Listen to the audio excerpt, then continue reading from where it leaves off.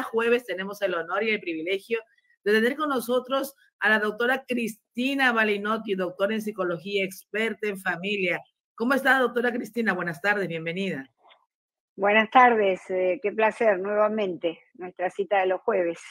Doctora, hoy tenemos un tema sumamente importante, que son 8 pasos para evitar el abuso sexual de nuestros hijos. Pero me encanta el título porque serían 8 pasos para evitar que pudiera pasar estas circunstancias y también para enseñar a nuestros hijos de la manera más correcta a poder manejar una situación bastante difícil. Exactamente, sí. Es verdad, con estos consejos, estos pasos, no vamos a evitar que los abusos sexuales ocurran, pero esto es lo mismo que un semáforo. Cuando el semáforo se pone en rojo para el peatón, bueno, sabemos que debemos parar. A veces los peatones cruzan igual y ocurren accidentes. Ahora, fíjate qué sucedería si no existiera el semáforo rojo.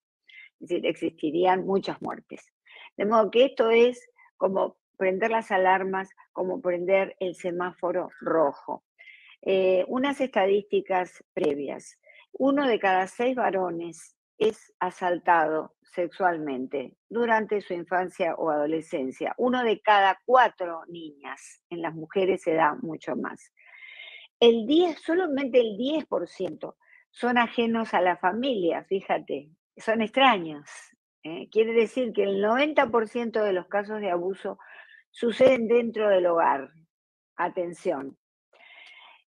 Solo el 23% son otros niños, porque atención, hay otros niños de la misma edad o un poquito mayorcitos que pueden intentar el abuso o realizarlo con un hijo o una hija. Entonces, acaban los pasos.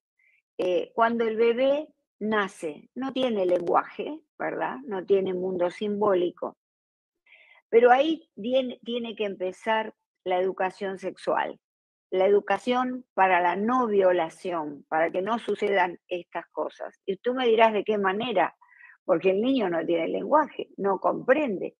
La manera es la siguiente. Debemos ser respetuosos de su cuerpo. No tenemos que decir a este cuerpito qué lindo es de mamá, es de papá. Hay muchos padres que lo hacen inclusive con los órganos genitales de los hijos. Es decir, ay, esa cosita es mía. Esas cosas, desde ya que los padres no los hacen porque tengan una condición enfermiza, o sea, mórbidos, sino porque no están informados de que esto no debe ser así. Debemos abrazarlos y quererlos y acunarlos, pero con ese respeto del cuerpo. Debemos bañarlos con ese respeto del cuerpo.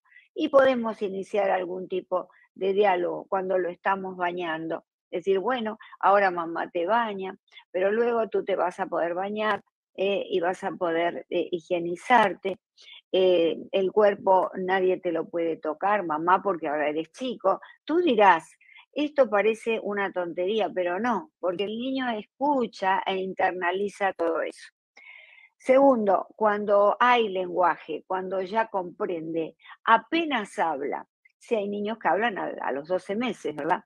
Ahí debemos iniciar inmediatamente la educación sexual de nuestros niños para evitar una posible violación de cualquier índole en efecto. Vale decir, el tercer paso, y acá venimos, enseñarle que nadie puede tocar las partes privadas del niño. ¿Cuáles son las partes privadas de su cuerpo? Las que cubre un traje de baño. Nadie puede entrar, ingresar en ese ámbito sagrado que es su cuerpo. Esto es muy importante. ¿Por qué? Porque cuando hablamos de partes privadas los niños no entienden. Entonces, es bueno decirles lo que cubre un traje de baño. Enseñarle que existen buenas caricias y malas caricias. ¿Cuáles son las malas caricias? Las caricias secretas. Esas que alguien le da a un niño y le dice, esto es entre tú y yo, aunque sea el tío, el abuelo. Parece tremendo decirlo, pero ocurre en las familias. Es intrafamiliar este tipo de abuso, como dijimos al comienzo. Esas caricias secretas no existen, las caricias son siempre abiertas en el ámbito de la familia y de la infancia, por supuesto, distinto de las caricias secretas que tendrá en la intimidad con su pareja, pero estamos ahora en la infancia. Otro de los temas es no guardar secretos sobre el cuerpo cuando involucra a otra persona. La persona que abusa generalmente nos dice o le dice al niño, esto es entre tú y yo, es un juego que lo hacemos porque yo te quiero mucho y quiero que la pases bien y te diviertas. Y entonces no se lo cuentes a nadie, porque entonces no vamos a poder seguir jugando este juego. Puede ser un hermano mayor, puede ser el amiguito que fue a visitarlo ese día, atención, puede ser el padre, puede ser la madre. Esto es muy importante. Si es el padre o la madre, estamos en un problema, porque entonces ahí, ¿cómo hacemos la educación sexual? Por eso esto es tanto para el papá como para la mamá. Pero ¿qué pasa? Que a veces cuando hay abuso de los niños a nivel sexual de parte de los padres, siempre uno realiza el abuso y el otro es el cómplice. Esto es un tema aparte. Otro de los puntos, no permitir que nadie le tome fotos desnudas. Fue a la playa con el tío, con un amigo, o ahora que estamos los niños en las redes sociales, que ya tan temprano se les da un tablet, y ya cuando empiezan a entender un poco más, 7, 8, 9 años, alguien les está pidiendo, o en la pubertad, adolescencia, alguien les pide una foto desnudo. Esto debe ser un no absoluto y rotundo. Desde ya que tienen que saber que con nosotros los papás pueden hablar perfectamente de todo lo que les sucede. Es decir, darles esa libertad. ¿Cómo nace esa libertad? Cuando no los criticamos, cuando no usamos el prejuicio, cuando les permitimos hablar y no criticamos, inmediatamente decimos, bueno, qué suerte que me contaste esto. La verdad que me alegró mucho. Vamos a seguir hablando del tema. Y también, y acá viene un punto que es absolutamente eh, destacable y que lo tienen que comentar, es cómo salir de una situación incómoda.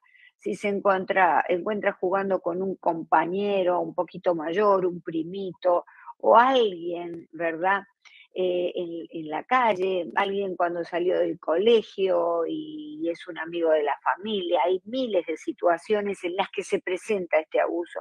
Enseñarles a salir, decirles tengo que ir al baño, ahora regreso, o me olvidé los elementos de la escuela, los libros, los útiles en el aula, si es que están afuera. Es muy importante enseñarles esta salida. Por supuesto, ¿cómo hacemos todo esto o la mayoría de estos puntos indicados? Usando el momento educable. Qué importante que es el momento educable. Es decir, decirle cuando hay lo vemos en la calle, cuando de pronto alguien, no sé, quiere tratar mal a un niño o lo vemos en la televisión, eh, ese es el momento educable, cuando el niño está viendo algo. Algo importante acerca de no dejarse avasallar el cuerpo. Cuando vienen los abuelos, los tíos, el niño ya a partir de los 6, 7, 8 meses quiere estar con la mamá, le tira los brazos a la mamá. Pero a veces no quiere que la mamá lo abrace, 12 meses, 15 meses. Entonces le pone las manitos. Se muestra rechazando esa situación. Por favor, no lo obliguen. Ya sé que estamos enamoradas de nuestro bebé, lo amamos. Y entonces lo apretujamos y lo besuqueamos, pero esa es una forma de enseñarle que el cuerpo no es de él, es de los otros, para que los otros lo estrujen, lo toquen, lo besen, hagan lo que quieran. Entonces, este es un punto sensible, muy importante, y espero que tomen nota o hayan tomado nota ya de de estos consejos, porque son fundamentales. Lo vamos, como decíamos al comienzo, a evitar completamente, no, pero va a disminuir sensiblemente y probablemente mayor número de niños no van a ser abusados, de todas maneras, de cualquier forma.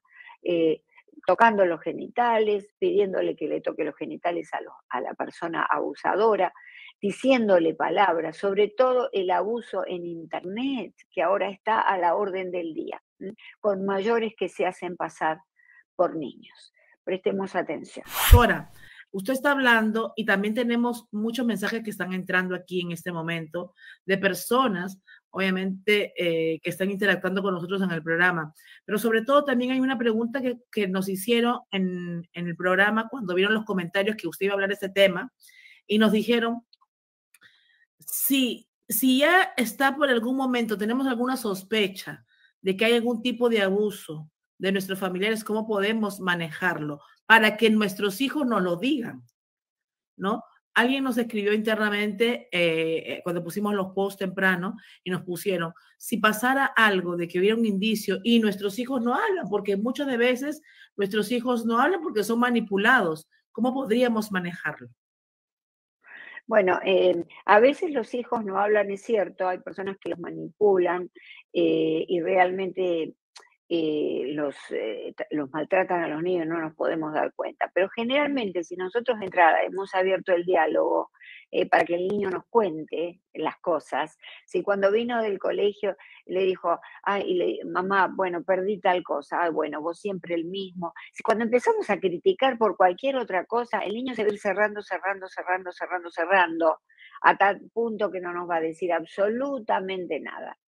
Por eso es importante el diálogo, pero si ya está esa situación establecida, es importante, y tenemos la sospecha, es importante hablar con la escuela, pedirle a la maestra que se fije si no hay una interacción nociva con algún amiguito de los recreos, y hablar con la familia, no sea cosa que sea algo en la familia. Entonces, reunir a los tíos, a los abuelos y decir, tengo la sospecha que mi hijo está siendo abusado sexualmente. ¿Ustedes qué piensan al respecto? Porque tenemos que protegerlo. Entonces, de esa manera le dan a conocer a varios ámbitos que ustedes tienen la sospecha. Y no creer que forman parte de las fantasías infantiles.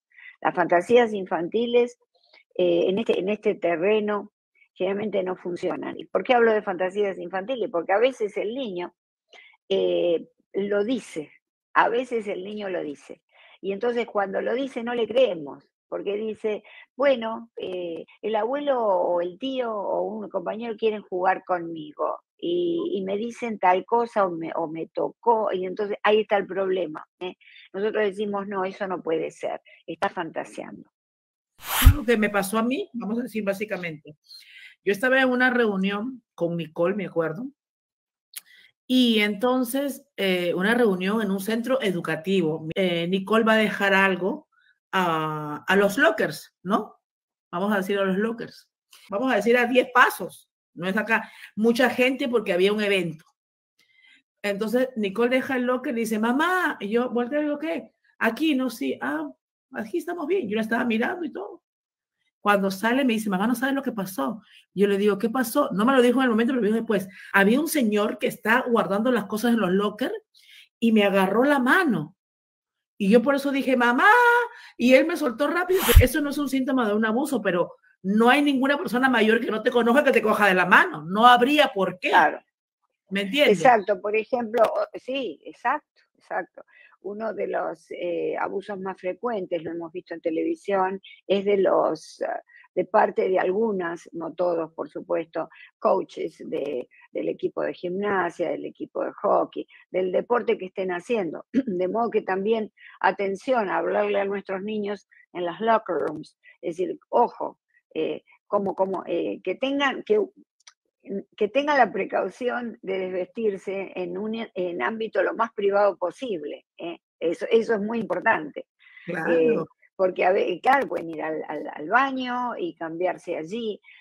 Están dando vueltas. Atención, hay que hablar de eso con los niños. No permitas que el coach te toque ni te diga nada, ni te diga te voy a dar una clase aparte porque veo que sos muy buena en tal cosa. Los niños tienen que hablar. Las adolescentes que están creciendo, que son niñas todavía, pero están creciendo, tienen que comunicarse y eso tenemos que hacerlo los padres, que ellos tengan esa comunicación directa con nosotros. porque si no, no vamos a saber lo que está pasando. Con esta modernidad y esta aceleración que hay en el mundo, todavía tengamos pues estas cosas que estén pasando con nuestros hijos y los vemos de cerca, como usted dice, a veces es la misma familia, porque ellos mismos se callan, porque son manipulados, pero también personas en las escuelas, los coaches, los entrenadores, los maestros. Recordemos que el 23% de los abusos son de parte de otros niños, de otros compañeros.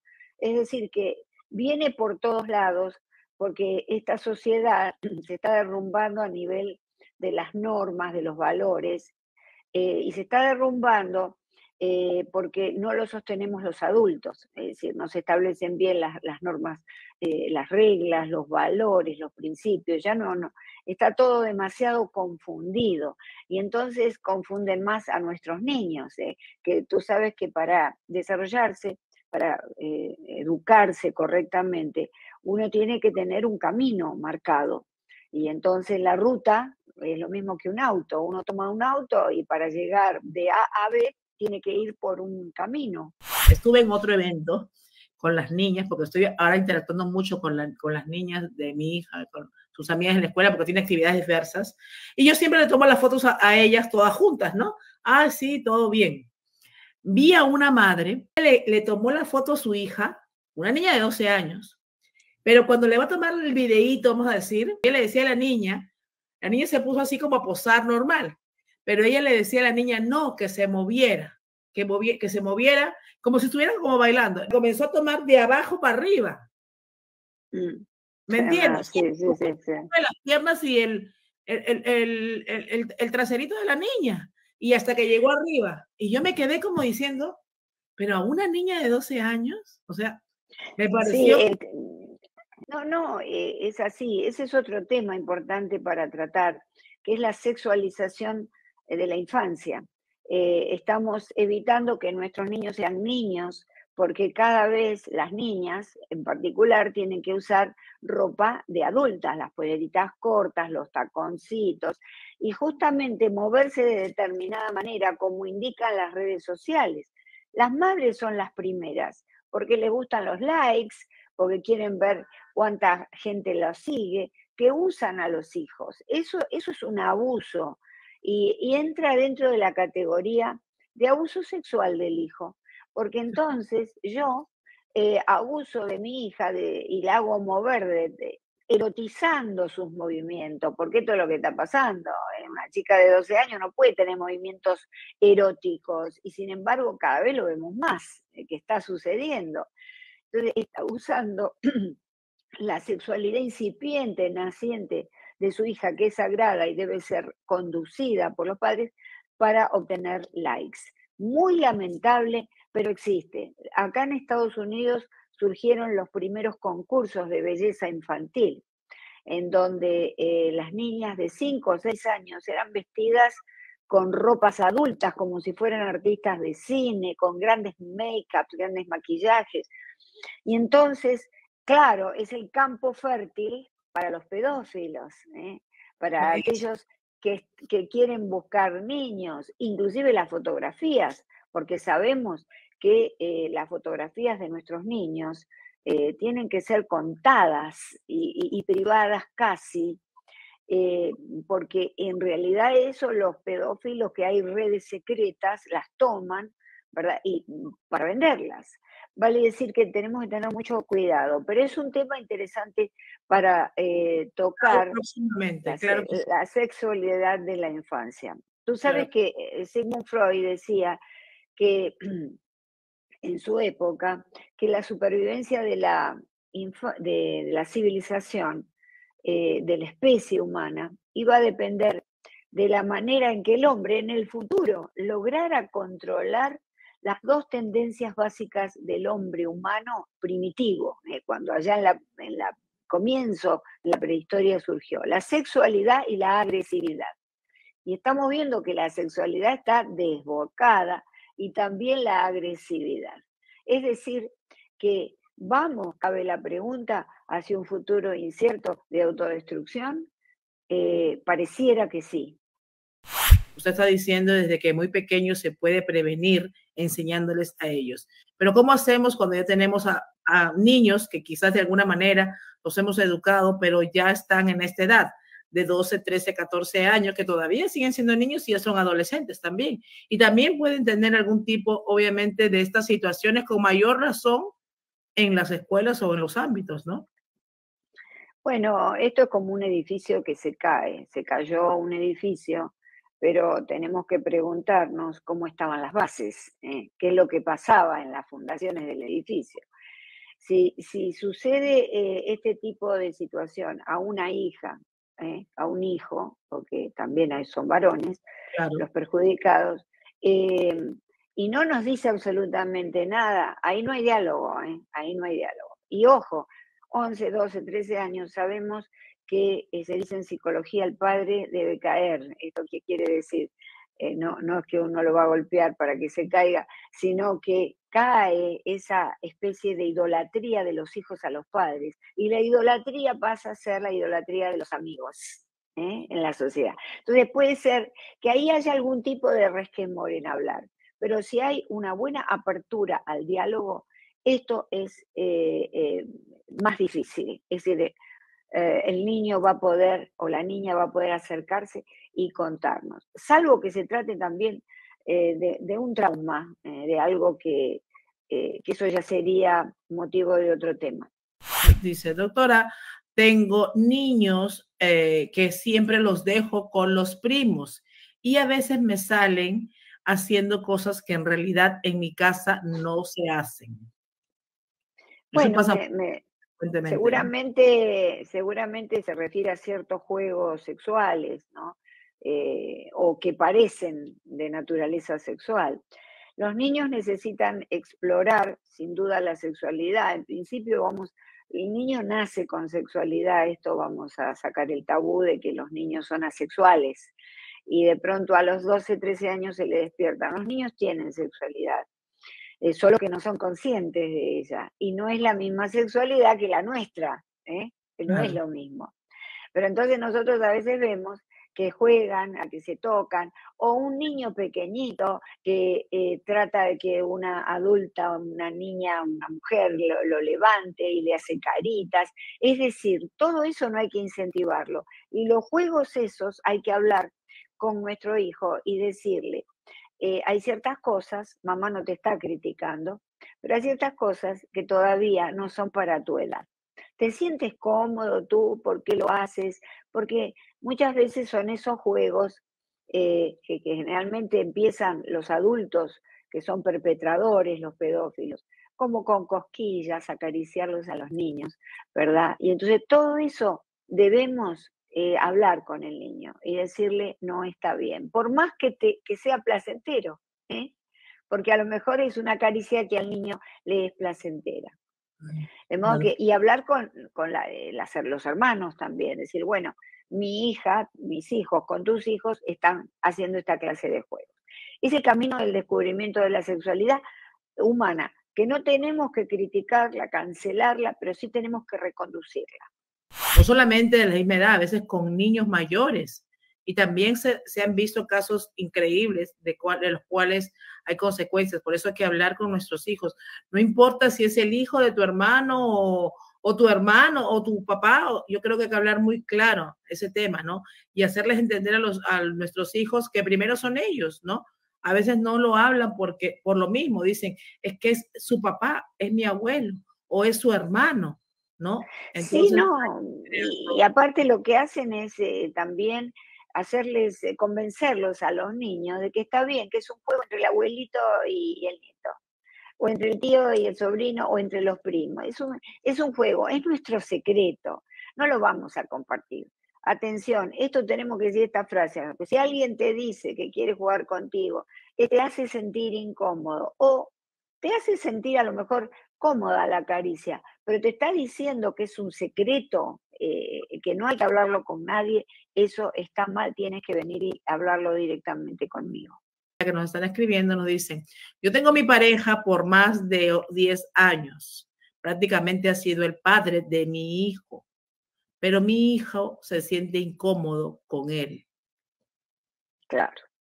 Claro, evidentemente si se siente incómodo o hubo ahí una aproximación sexual, una caricia fuera de lugar, una palabra, algo pasa, ¿eh? Entonces está muy bien esto plantearlo primero con el médico pediatra, infarto juvenil, dependiendo de la edad, eh, para ver hasta dónde llegó la situación. Porque a lo mejor el niño está contando que se siente incómodo, pero no sabemos hasta cuál es la extensión de todo eso, ¿verdad? Eh, porque el médico pediatra le puede hacer un examen, esto es muy importante, no tengamos miedo, ¿eh? Un examen para saber si en realidad ha sido sometido a algún tipo Claro. de abuso. Y hablar también yo sé que es incómodo, es el padrastro, digamos, lo crió como un padre, pero no tiene nada que ver. El 50% de los abusos de padres varones a hijos son padres biológicos. Es decir, que no tenemos que asustarnos si un padre no biológico lo hace. Debemos tomar cartas en el asunto y hablar con él y decirle, mi hijo se siente incómodo contigo, ¿qué es lo que está sucediendo? ¿Qué es lo que pasa? Porque primero están los hijos. Atención, ¿sabes por qué digo esto, Marilyn? Porque muchas mujeres se callan para seguir adelante con la pareja. Están enamoradas o tienen miedo. O no saben enfrentar la vida solas. Atención, primero están los hijos. Hay un caso muy sonado en las últimas semanas de este cantante, artista mexicano, ¿no?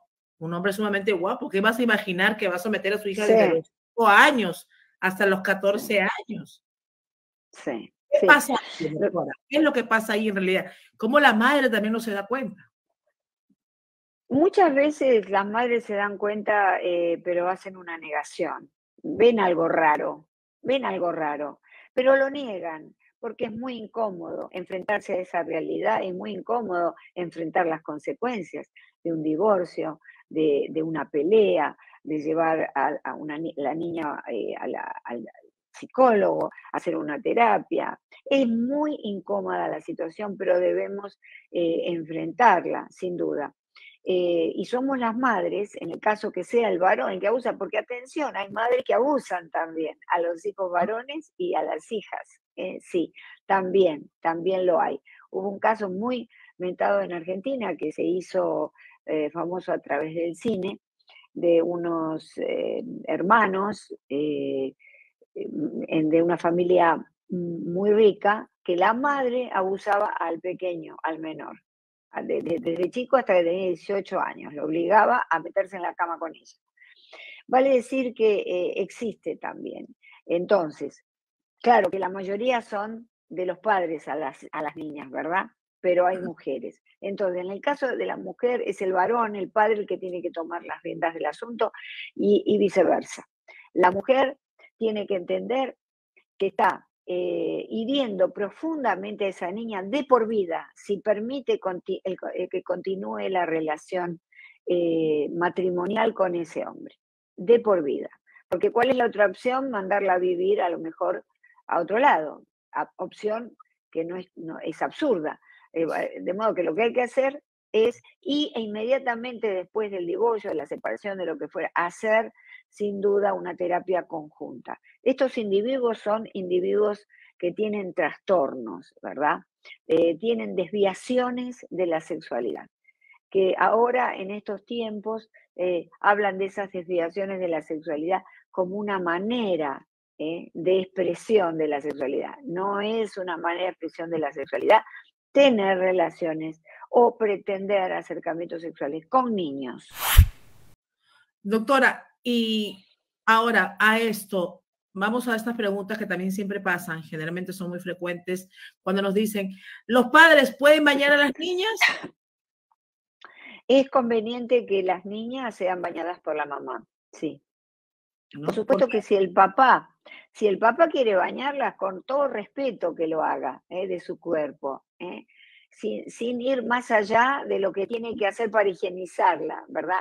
Y enseñarle desde pequeñito a que, bueno, darle la esponjita o lo que utilicen, el jabón, y que ella misma se lave sus partes íntimas. Es muy importante esto para la mamá y para el papá.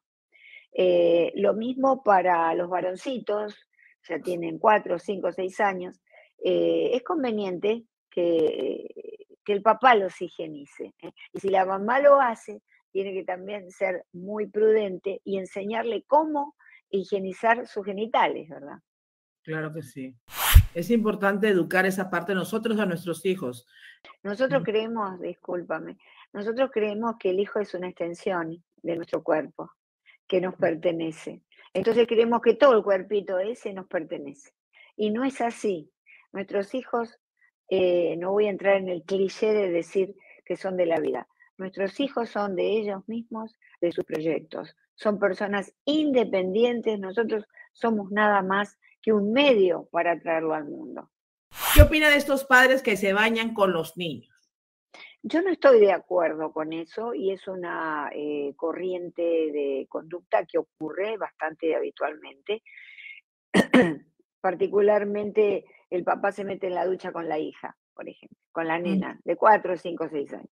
Bueno, el padre no es un pedófilo, no lo quiere herir sexualmente a la niña, sencillamente se quiere bañar con ella, no tiene ninguna intención.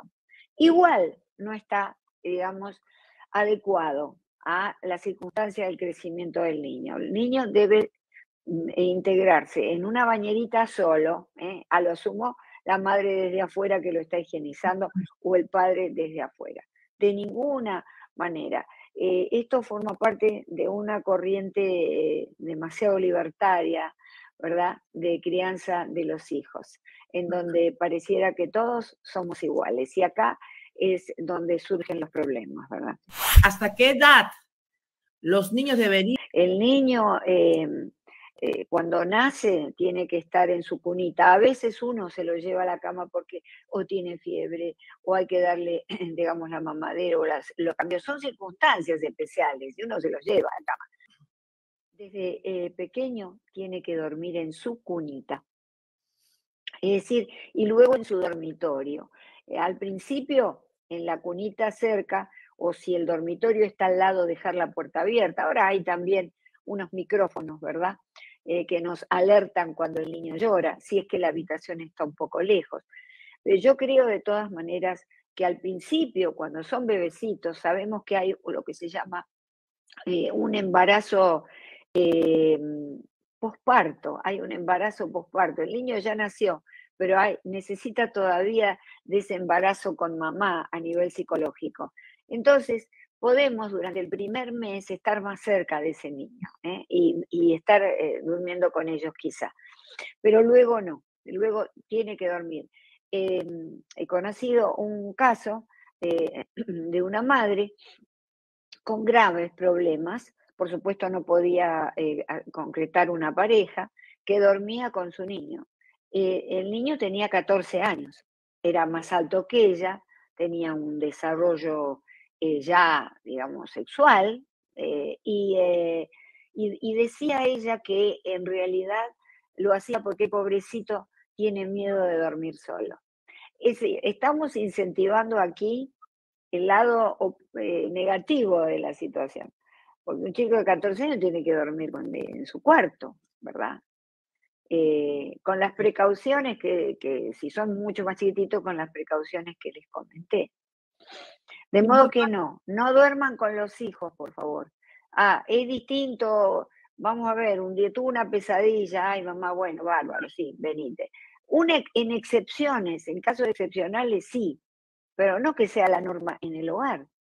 Pero una mamá que esté con un niño de 4 o 5 años, que siempre aparece con el osito en la puerta, me quiero acostar con vos, y sube a la cama, y entonces, y la mamá lo deja.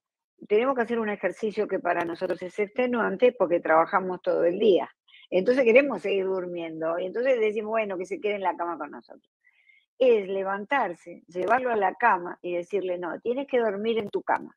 Mamá te va a contar un cuento o te voy a cantar una cancioncita, te voy a tapar, pero acá es donde se duerme.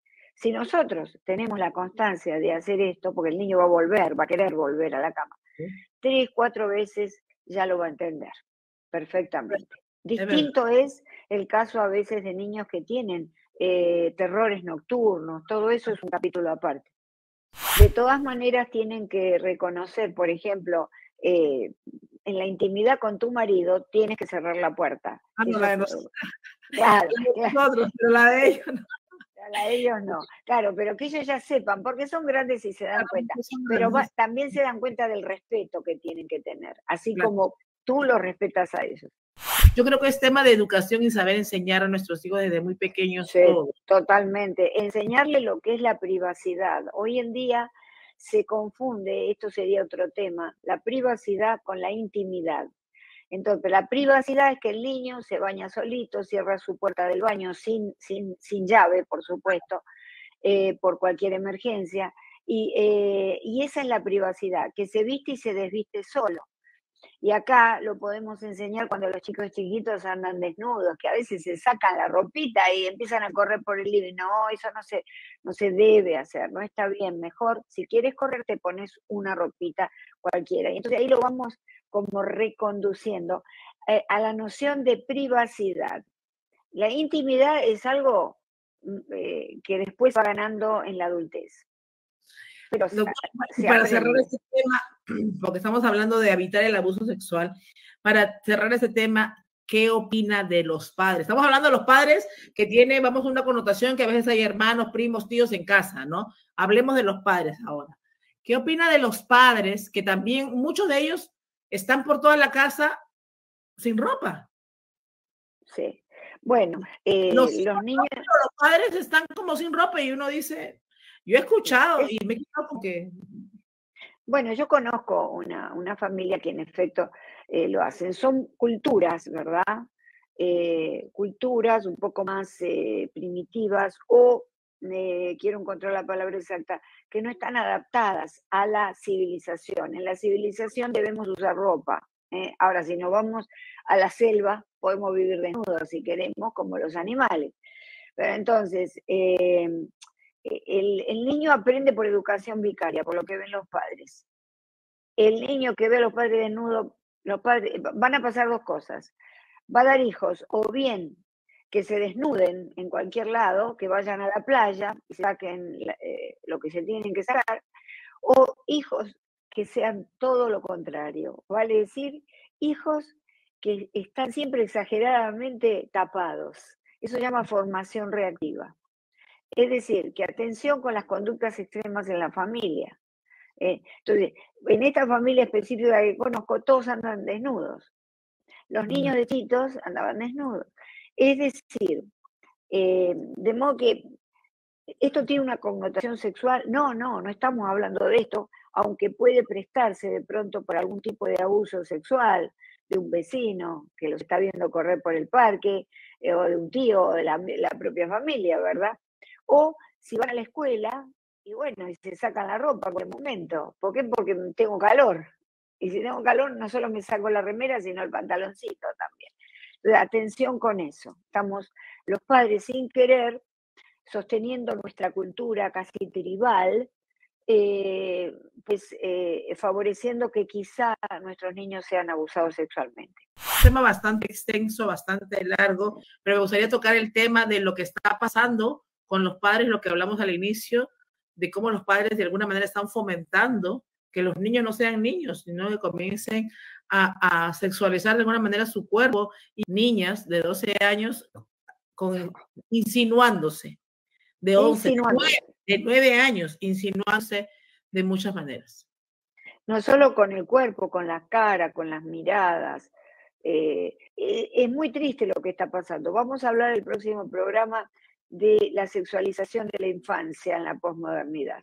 Doctora Cristina, sí. muchas gracias, que tenga una feliz tarde. Queremos invitarlos a que vayan al canal de la doctora Cristina Malinotti, unifamilia.com en YouTube, para que de esta manera pues también puedan ver este y muchos programas más, los cuales la doctora hace colaboración en diferentes medios, y también obviamente aprendemos a diario. Doctora, muchas gracias, que tenga un excelente fin de semana. Gracias para ti, tu exitoso programa. Nos vemos el jueves. Nos vemos el jueves.